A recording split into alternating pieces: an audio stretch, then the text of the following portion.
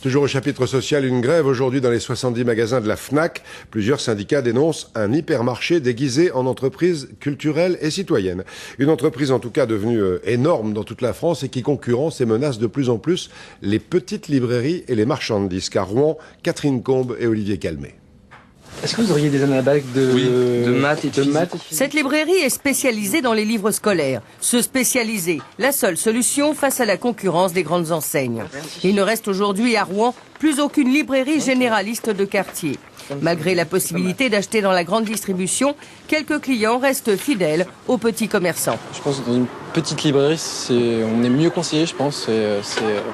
C'est plus pratique. Il y a un service qu'il n'y a pas dans les grandes surfaces.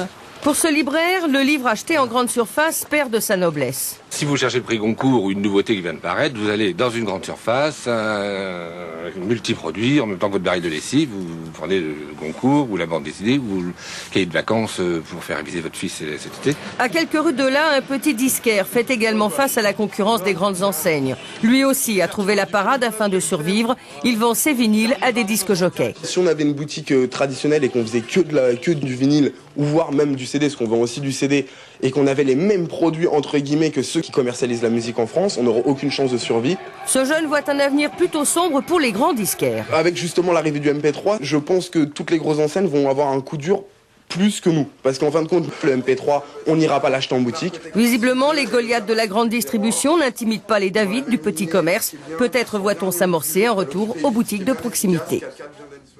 À propos de